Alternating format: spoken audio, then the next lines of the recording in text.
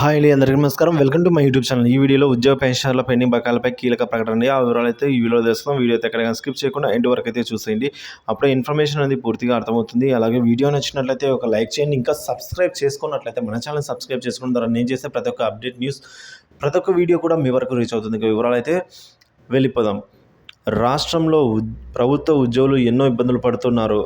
వారిని కేసుల్లో ఇరికించి జైళ్లకు పంపారు. సమస్యలపై పోరాడాలి అంటేనే భయమేసే పరిస్థితికి తీసుకొచ్చారు అని ఆంధ్రప్రదేశ్ ప్రభుత్వ ఉద్యోగుల సంఘం ఏపీజీఈఏ రాష్ట్ర అధ్యక్షులు కేఆర్ సూర్యనారాయణ గారు ఆవేదన వ్యక్తం చేశారండి.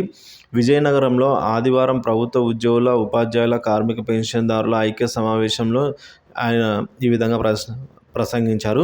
సో ఈ సందర్భంగా ఆయన మాట్లాడుతూ సిపిఎస్ రద్దు చేసి ఓపీఎస్ తీసుకురావాలన్న ఆందోళన చేసినా కూడా ప్రయోజనం లేకుండా పోయిందని అయితే ఆవేదన వ్యక్తం చేశారు.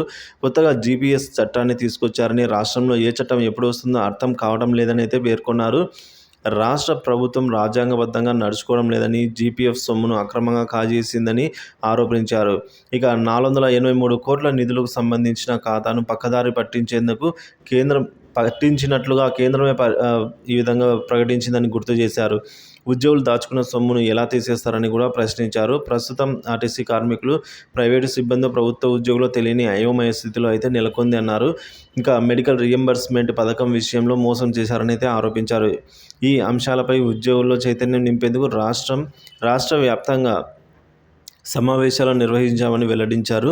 ఎన్నికల నేపథ్యంలో 30 సంఘాల ఐక్య వేదికగా ఏర్పడి 12 ప్రధాన అంశాలపై అయితే లేవనెత్తుతామని వివరించారండి.